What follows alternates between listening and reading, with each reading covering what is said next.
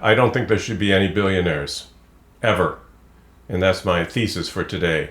I'm Dan Rothwell, and this is a continuing episode in my comments on politics in America and what is happening to the United States and the rise of autocracy and oligarchy in America under the Trump administration and the Republican Party. So as far as billionaires are concerned, I see absolutely no justification for why a single individual should have that huge amount of wealth. There just is no justification for being able to buy how many ever yachts you want, how many mansions that you need in various different countries. Elon Musk has almost $500 billion in wealth, and no individual should have that kind of wealth.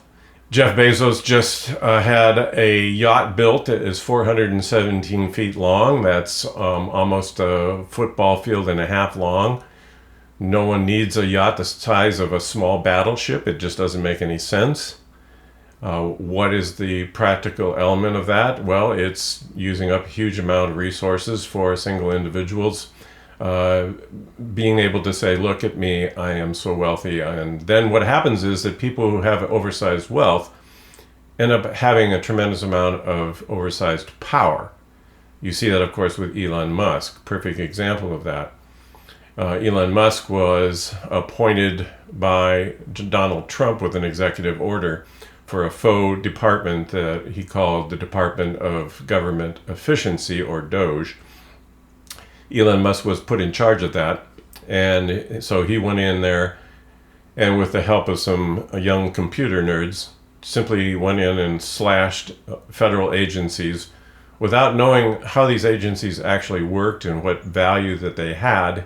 Even one of the computer nerds who was doing the slashing actually came out and publicly said that he was surprised. He was actually stunned that about 98% of the departments were incredibly efficient. He was really surprised by that.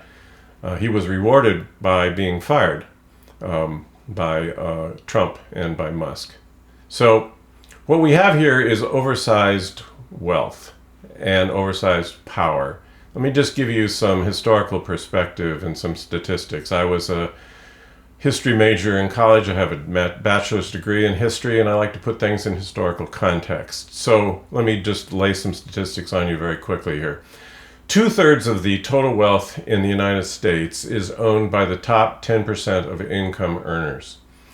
The bottom 50% of income earners own a paltry 2.5% of the total wealth in America. So what we have here is we've created a tremendous amount of income inequality in the United States. So let's take a look at how this plays out in terms of income tax rates. Historically, during the Eisenhower administration, the top income tax rate was 92% on any money that was earned over $400,000. That would be equivalent in today's terms, counting for inflation, to about $1.7 million. So what they were saying during the Eisenhower administration is that it was perfectly justifiable to tax 92% of the earnings over basically $1.7 million in today's terms. What they were saying is that really no one deserved to be a super millionaire at that point. We didn't even have billionaires back then during the Eisenhower administration. During the Kennedy administration, they decided, well, maybe 92% was a little bit too high, so they dropped it to 70%. Reagan then came in and he decided, no, it needed to be even less than that, so he then dropped it to 50%.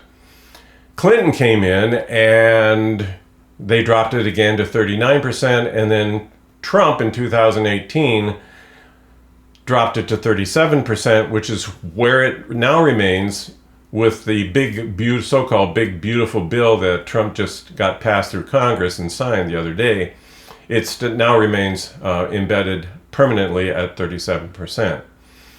Also, in terms of corporate rates, the top corporate rate was 52% a number of years ago, and under the new bill that was passed by Trump in Congress, it has been reduced from a previous 35% under Obama to 21%, which it currently is. So what we see here is an accumulation of massive wealth in the hands of a very small percentage of individuals who then take that wealth and become like the robber barons of old, and they exercise an inordinate amount of power in our political system to swage Congress and the president in a direction that I think is very, very deleterious for the American people, and especially for those of us who are not millionaires and are not billionaires.